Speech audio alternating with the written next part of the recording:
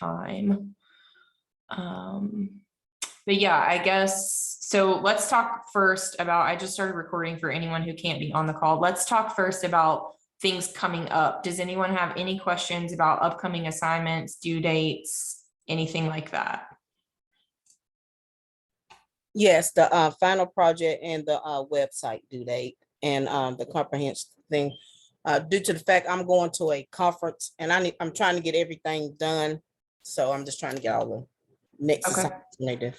Yes, so basically everything else for this class is falling due on the same day, which is Friday, the 24th. I was trying to give you as much time as I could with the understanding that grades have to be posted on Monday. So I got to have a little bit of window to work through that stuff too. So yeah, that will include your personnel handbook, which there's a handout posted to the course page. And it will tell you everything that needs to be included. It is here. I'll share my screen real quick just so everybody sees it. It's right here, personnel policies under week 4. And again, underneath that are some sample. Are y'all seeing what I just opened? No. Let me share again. Okay, here we go. So you need to describe for people who would want employment with your program, the hiring process, what's that look like? Do they come in for an on-site interview right off the bat, or do you do a Zoom type meeting first? However you want to set that up. Length of probationary period, what that looks like is typically a place will say you have 90 days, where you can be terminated just because it's not a goodness of fit. Following that 90-day period, then the protocol for specific reasons for disciplinary action or termination of employment would come into play. But most places have a window of time where at 30 days, if it's not working out, they can just say, this isn't gonna work. So some sort of statement around that, and then what would cause you to take disciplinary action and or terminate an employee. Most of the time that looks like drugs, inappropriate behavior, whatever. Employee performance reviews, you would need to state to people how you're going to handle that. Most places either do a quarterly or an annual employee review. And you don't have to develop a tool or anything like that. Just again, we're just writing a paragraph about what this would look like for people employed with your program. Who's going to conduct it? That type of thing. Professional development requirements. Any of you all who have worked in early childhood education know that there are a lot of those ongoing all the time. People are required to get annual PD hours and things like that. So you need to let people know up front, this is a profession where you are required to continue your education. Even if you have a master's degree, you're still expected to get trainings and things, annually. So what does that look like? And then statement of benefits, you can choose to articulate that, very thoroughly, or you can just put some kind of blanket statement out there. People who work 40+ hours a week will be compensated with blah, blah, blah. Excuse me. Same for overtime and comp time. You do have to have something in place to let people know how you're going to handle if they work over the 40-hour work week. And then finally, just in the same way that you let parents know that North Carolina mandates employees in childcare to report suspected abuse and neglect, you have to let your staff know that as well, so that if they see anything that they suspect is not right with the child or family, they are to notify who, right? What's the protocol? Most of the time that looks like notifying the administrator so that the administrator can investigate that with the family and then notify CPS or some authority if necessary. Excuse me, I cannot get this cough to go away though. Any questions on any of that?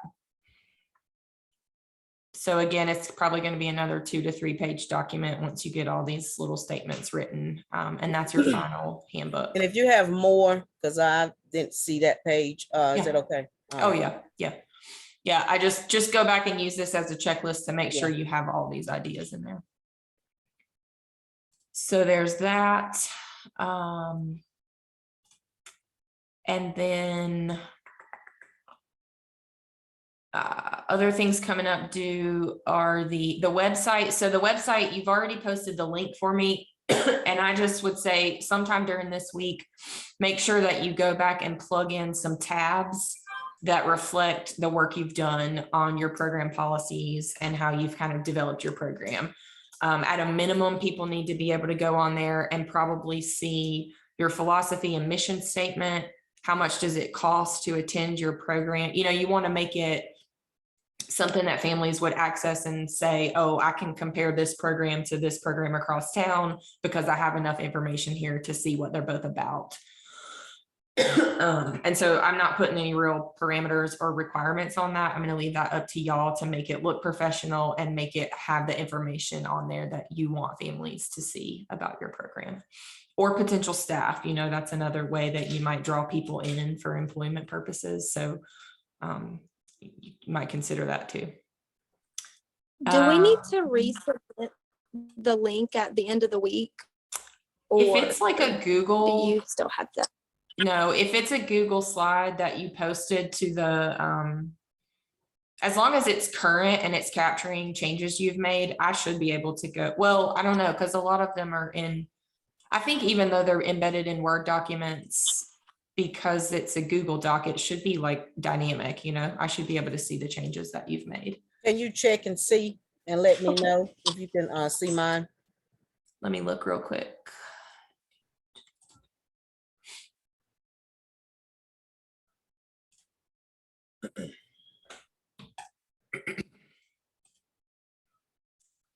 And so while I'm doing this, the other thing coming up is your written comprehensive. I said before a few of you hopped on the call, if you all want to spend the time tonight kind of working our way backwards through the content from the class. Sorry, I'm looking, Angie, what I see is like there's a place for mission statement, philosophy, health and safety, but there's nothing on the page. Did you hit the home thing and scroll down? It's the same link I sent before. Is it okay if I share my screen? Yeah, that's fine. Oh, Okay. what's going on? So that's what I'm seeing is just blank. And it may be because it's the old link. So you might want to send me an updated. Okay, because that home, you won't let you scroll down on home? And open it. That's all I see. And when I click on it, there's nothing on these. Oh, So it's basically still just the skeleton. I'll try somebody else's real quick too. okay. Look like it was. I would think since it was a Google site that it, you know, the link shouldn't change. Mhm. So I'm not sure about that. But let me try one more. Do we need to like personalize the link? Because I think I made mine on Wix and I think it says like Caitlin Garner Wix or something like that. I didn't know if that needed to be personalized or if it can be. Yeah, no, I'm not gonna nitpick it like that. That's fine. Okay, thank you. Yeah, but for some reason on yours, let's try this. I'm saying it's giving me an error message, cannot locate the internet server. And I just updated mine last night, so I'm gonna go back and see what's going on. Yeah. It's okay. I'll get it in a minute. Oh, Lord. While we're on here, why don't you try to open it on your end, Angie, and see if you can see Okay. what you did last night. And so the answer to the question may just be that everybody needs to resubmit a fresh link. I don't. It's okay.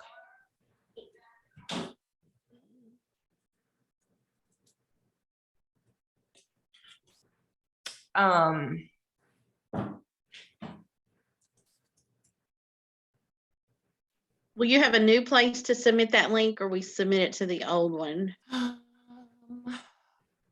I'll put a new link. I'll go ahead and do that. That way there's no room for confusion. Okay. Yeah, let me do that while we're talking about it. And Can y'all put in a URL? I think you can. Do you all know how to submit a URL? Let me see. So, well, I don't know if you can do it like that, actually. This might just be what I see. This little thing that looks like a chain. If you click, do y'all ever have that option when you're going to upload a file? If you click that and then you put the URL for your website in, it should submit me just a link and you don't have to put it into a Word document, and it's kind of like one less step in the process. But if that's too much work, don't worry about it. I was just trying to simplify for y'all. Yeah, it works. I think I've done that before. Okay.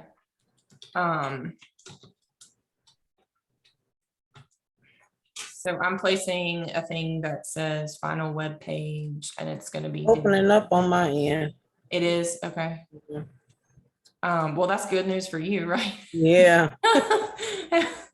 Yeah. So if you'll just, I've got it posted now, says final web page underneath personnel policies. And y'all can just put the newest version, final version there. And then I'll know that that's what you want me to look at. All right. Any other questions about any of that stuff?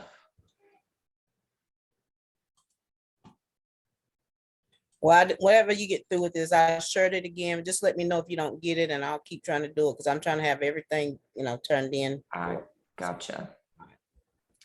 All right. Do you all want to talk about course content, or do you feel like you've got what you need?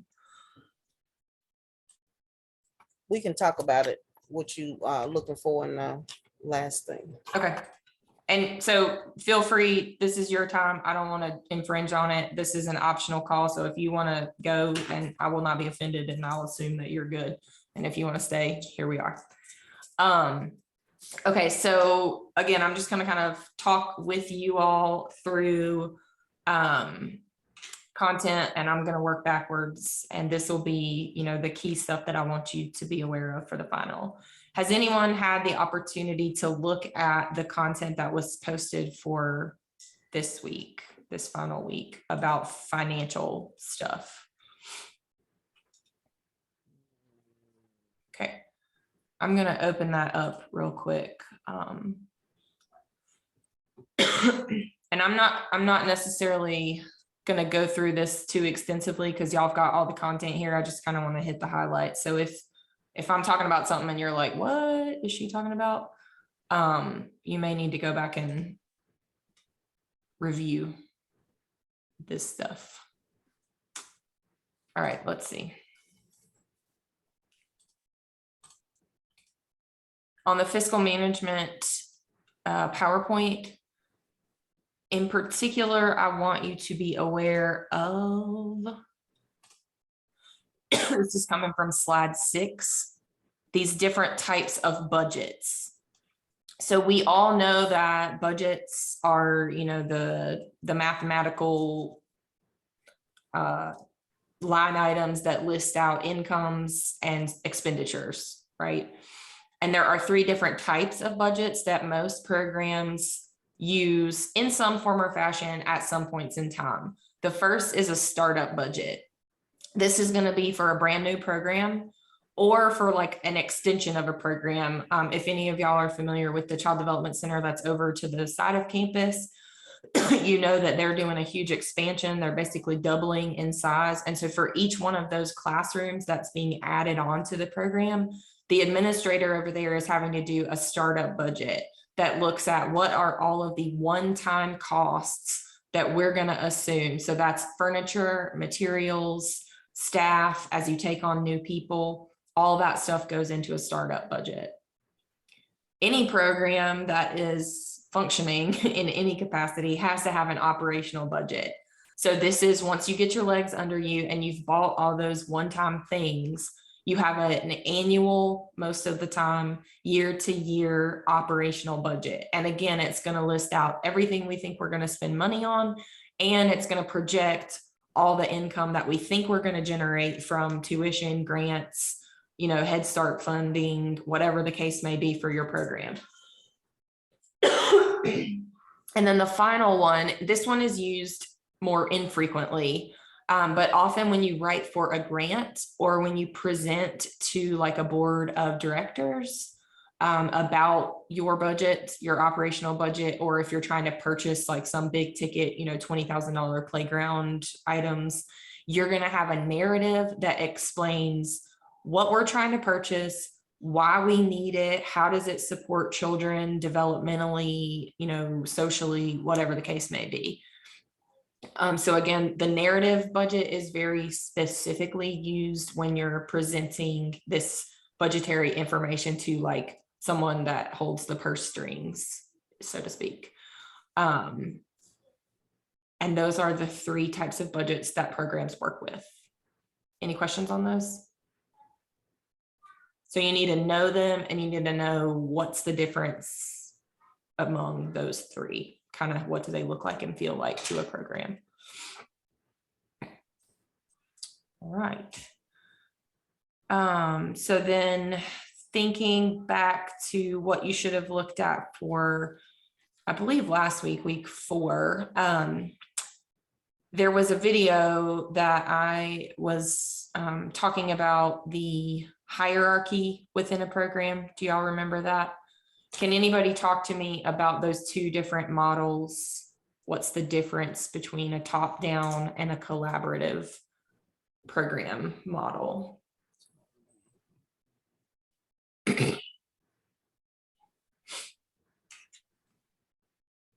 Are you talking about the people in charge of a program, like a director and Oh, you was talking about the teacher and then it's assistant teacher.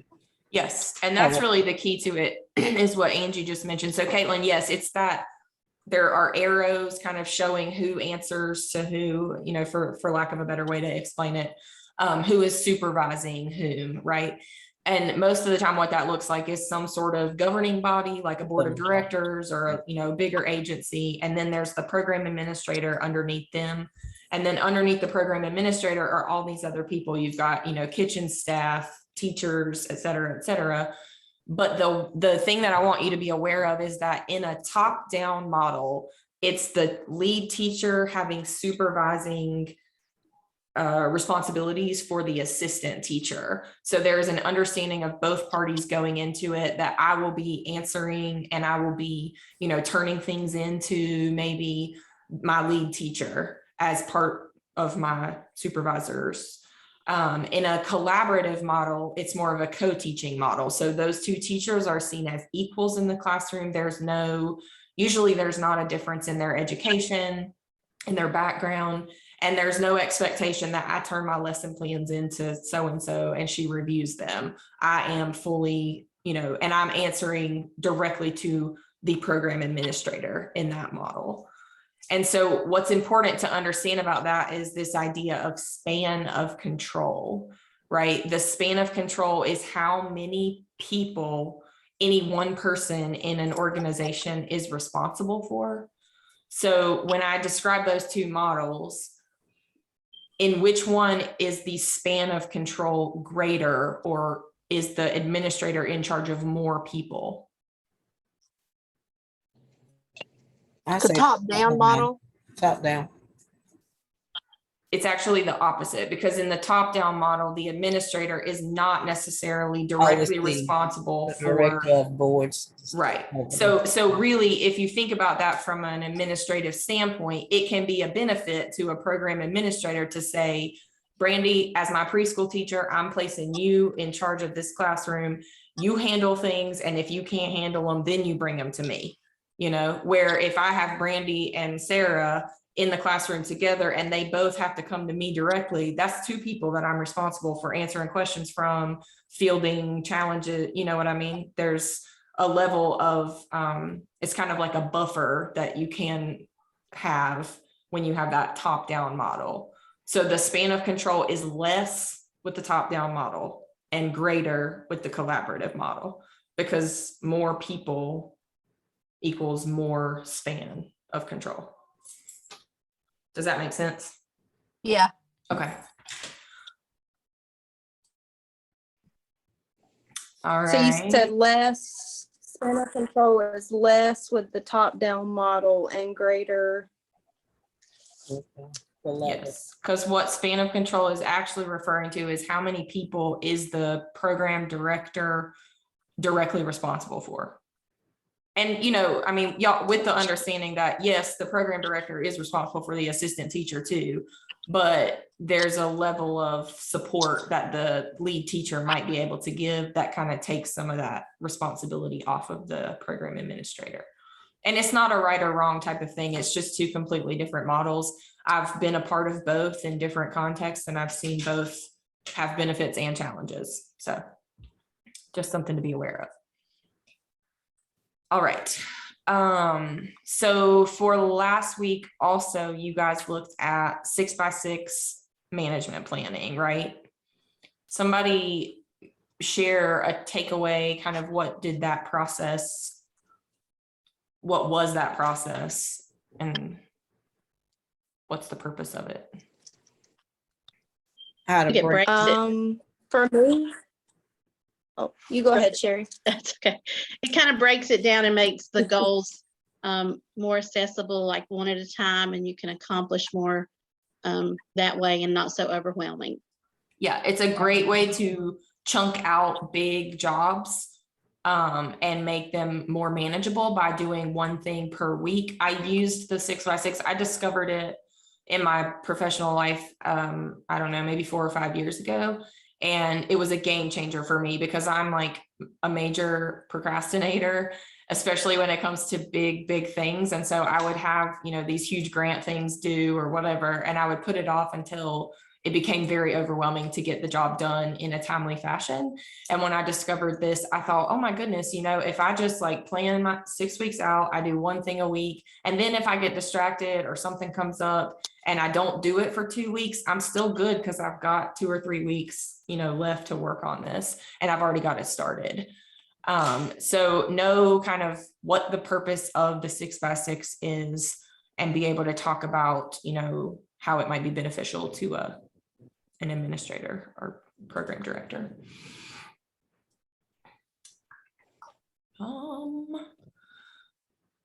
Related to that, in that same video from that week 3 or 4, I was talking about management by objectives. Can anyone tell me what that process is?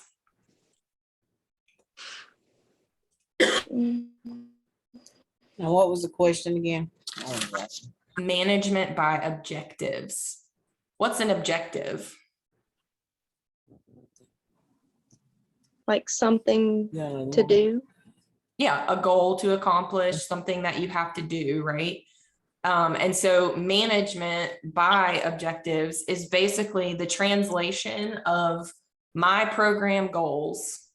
And I think in the video, I give the example of, I want my program to be emergent inquiry based on children's interests, that type of curriculum, right? And so if I expect our curriculum to feel and look a certain way in my program, I have to communicate that. You're freezing. Oh. Yeah, hold on. Am I good now? Yeah. Okay, sorry. Yeah, I don't know what happened.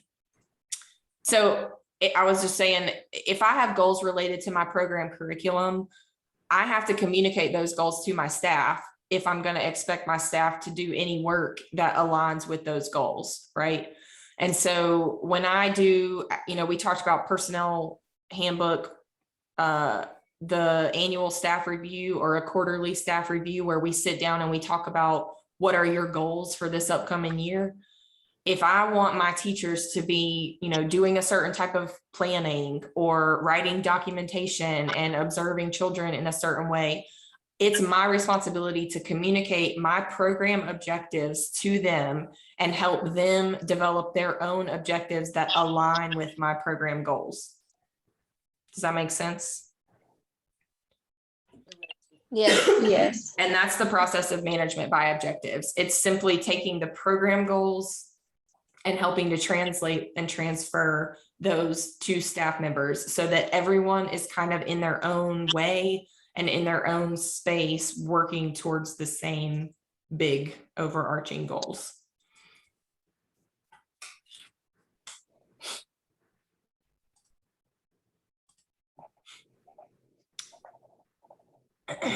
And now we're getting back to like week 2, maybe, where I talk about the difference between programmed and non-programmed decisions. Anybody remember that?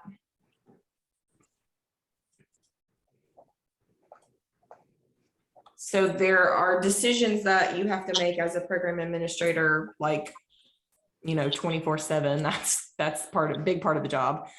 A lot of those decisions are programmed. And so what that means is it's just like the program policies that you all have written. When someone comes to me with a question about what time do children have to be at school, I can just say, our policy handbook says you have to be dropped off by 9:30 or they can't come for the day. There's no question. I mean, I can make exceptions and it doesn't have to be completely black and white, but I know the answer to that question. I don't have to say, well, what are you doing? And because that would take up our whole life, right? So that's why you have programmed decisions. In the video, I talk about infants going to get shots and coming back to the center, and they're running a low grade fever and they don't feel well enough to play, but they're not sick because I know that their fever is coming from this immunization shot. And so after about a year of having to make decisions about these type of children, whether or not we were going to let them stay in the program or send them home for the day, I just said, we're going to write a policy that says if your child has received immunizations and they're under the age of 12 months, they cannot return to school until 24 hours has passed. Because that way I don't have to make a decision about, do they really have a fever? Do they feel well enough to play? So I took a non-programmed decision, which was that infant teacher calling me into the classroom to have me look at the child and make my own judgment about whether or not I should send them home. That's a non-programmed decision. And I turned that into a programmed decision where when I'm about to enroll an infant family, I say, oh, and by the way, you're going to want to schedule their immunizations for Fridays, or just be aware that they can't come back for 24 hours after they've had a shot. And so you can see that there's a lot of benefit, to sometimes taking a non-programmed decision and making a policy or a protocol around that. But also be aware that, non-programmed decisions are just inevitably a big part of the job. People are going to come in with questions and things that come up on the fly, and you have to make judgments and decisions in a non-programmed way. But anytime there's a policy to back it up, it's a programmed decision, and you can just refer to your policies and procedures. That's why they're there. Oh, okay. Any questions about that? So if I ask you to give me an example of a non-programmed and a programmed decision, you can think about what that means based on what we just discussed. Immunizations.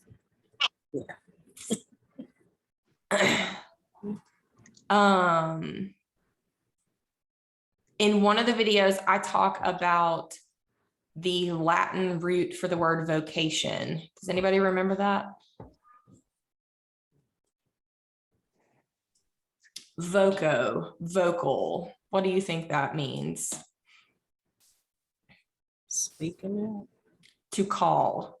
So the Latin root voco actually it means to call. And so I had a psychology professor years and years ago. He was a Latin undergrad. And so he would give us all these root meanings that were sometimes very profound. And so the word that we use in the English language, vocation, is actually derived from that Latin root to call.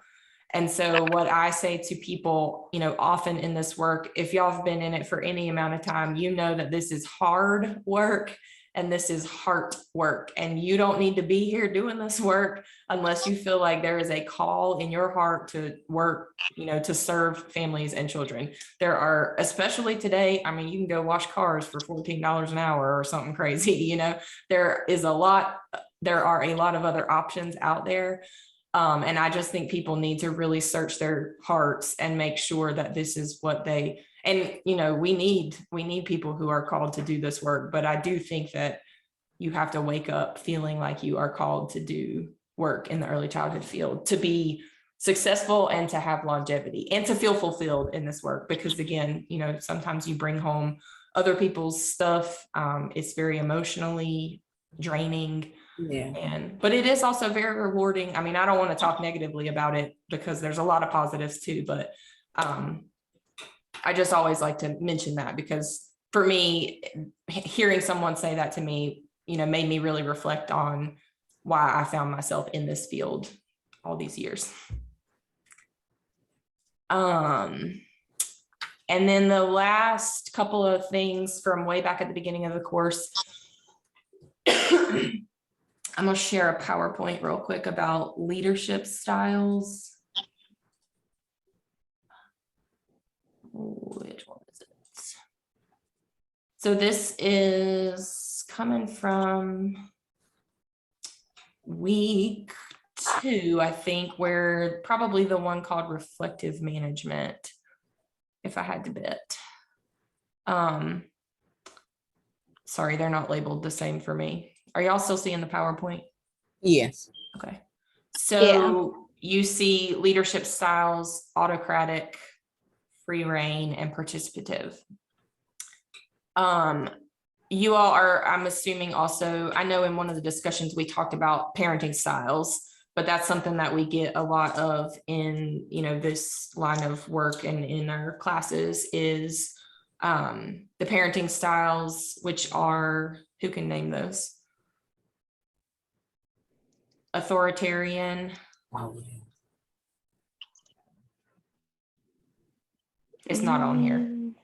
It's supposed to be in your brains. Authoritarian, authoritative, and permissive are usually the 3. And then there's also neglectful. That's a 4th parenting style, but I'm just going to focus on those first 3. Who can tell me what an authoritarian parent is like?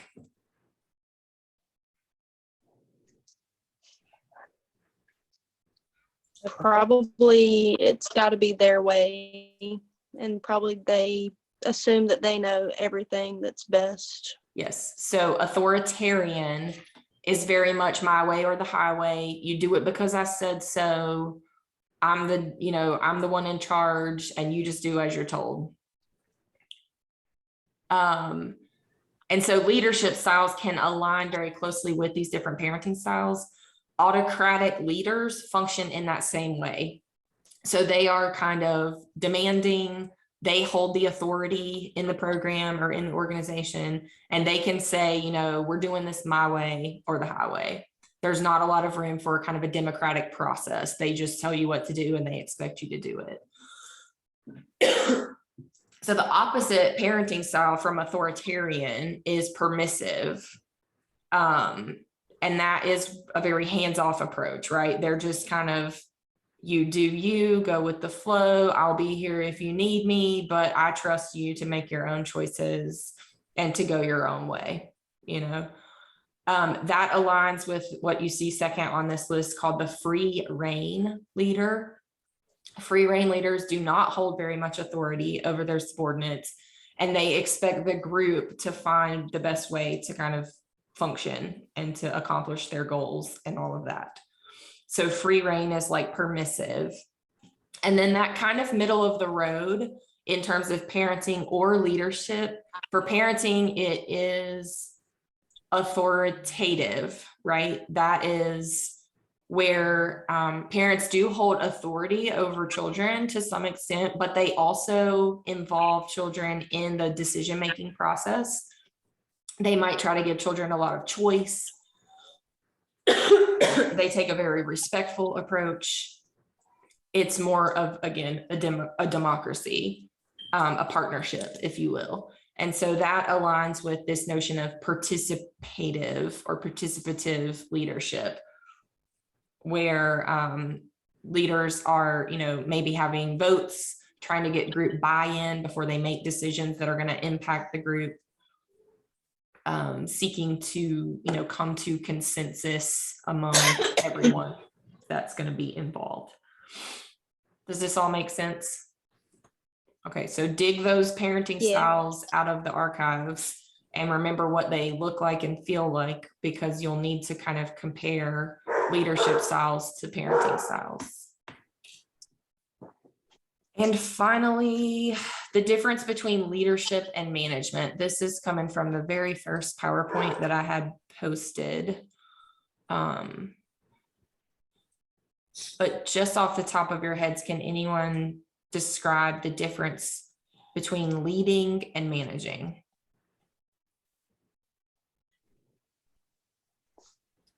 What does a leader do?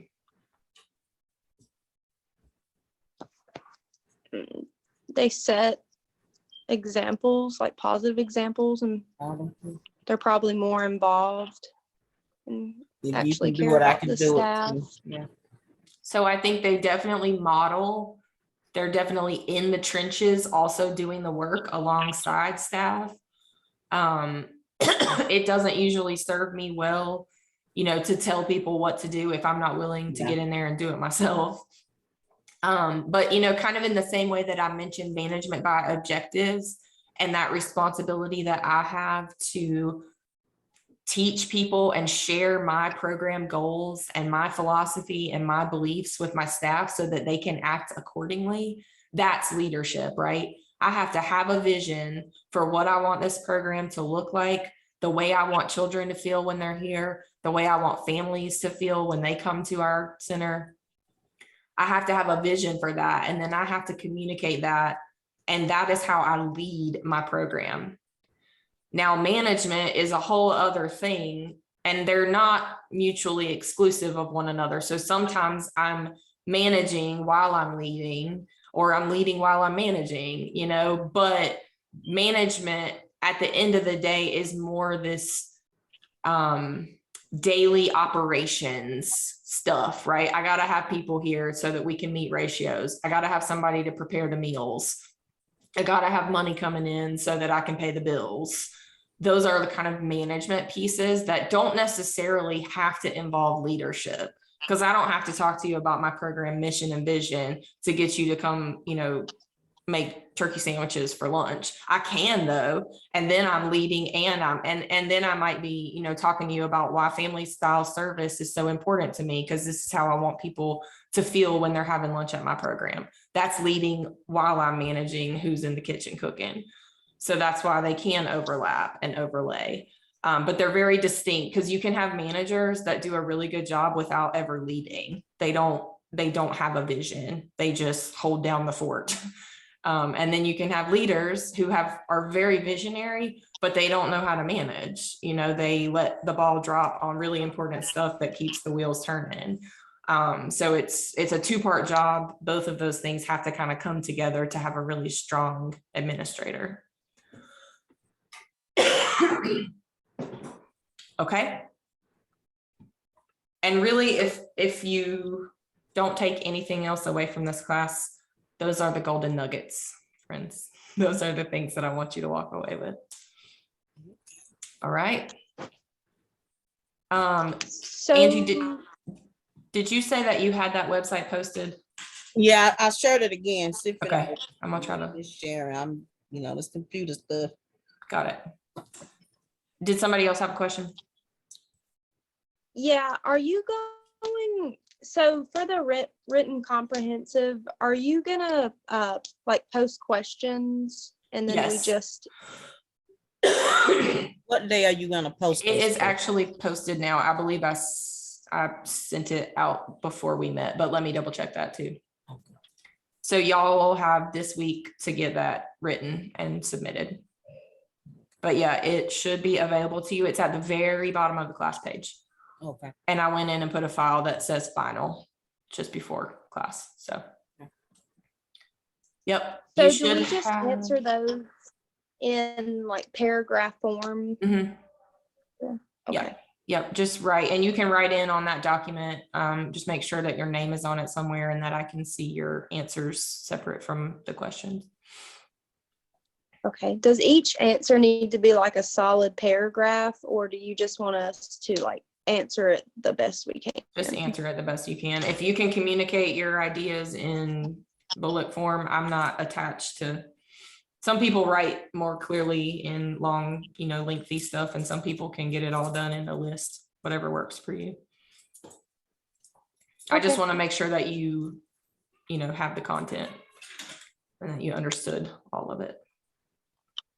So All right. if we want a grade for our personnel policies, we email them to you by Wednesday?